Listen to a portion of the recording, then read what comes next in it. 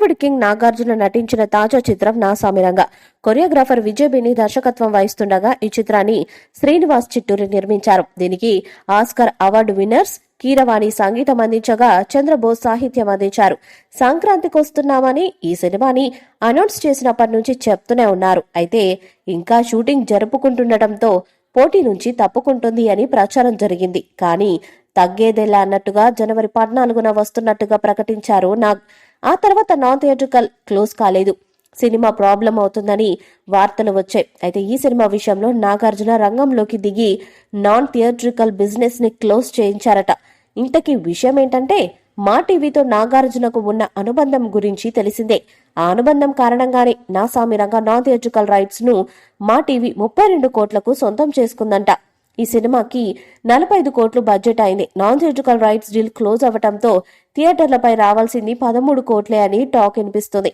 నాగార్జున సినిమాకి ఈ మధ్య కాలంలో ఎన్నడూ రానంత బజ్ ఈ సినిమాకి వచ్చింది. దీంతో ఫుల్ కాన్ఫిడెన్స్ తో ఉన్నారు నాగార్జున.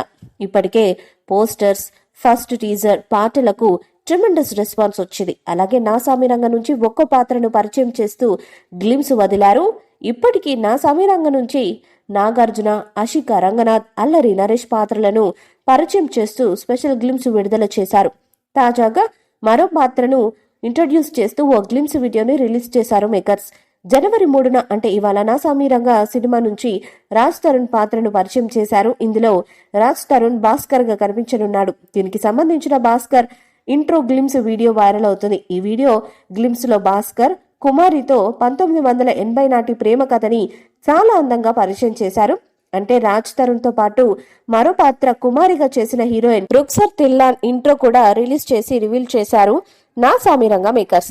ఈ వీడియోలో భాస్కర్ కుమారి ప్రేమ కథ 1980 కాలంలో జరిగినట్లుగా తెలుస్తుంది. కాలేజీలో ఇద్దరు ప్రేమ చిగురించినట్టుగా వీడియో ఉంది. మనసు ప్రేమించే వరకే బాగుంటుంది, ప్రేమించగానే ఆలోచించడం మానేస్తుంది, తన కోసం ఏదైనా చేసేయొచ్చు, ఏమడిగినా ఇచ్చేయొచ్చు అనిపిస్తుంది. అలా ఇచ్చినప్పుడు తన మొహం మీద వచ్చే చిరునవ్వు, అది చూసి మన మనసులో కలిగే ఆనందం, దానికోసం పక్క ఊరి ప్రెసిడెంట్ గారి గోడేంటి చైనా గోడ దూకిన తప్పు లేదంటూ రాజ్ తరుణ్ వాయిస్ ఓవర్. దానికి అనుగుణంగా కాలేజ్ నేపథ్యంలో చిత్రీకరించిన విజువల్స్ చాలా బాగా ఆకట్టుకున్నాయి. నా సామిరంగ మూవీపై మీ అభిప్రాయాన్ని కామెంట్ బాక్స్ లో తెలియజేయండి. వీడియో మీకు నచ్చితే లైక్ చేయండి, షేర్ చేయండి, కామెంట్ చేయండి. మరిన్ని అప్డేట్స్ కోసం మన ఛానల్ ని సబ్స్క్రైబ్ చేయండి. అలానే పక్కనే ఉన్న గంట సింబల్ ని గట్టిగా కొట్టండి.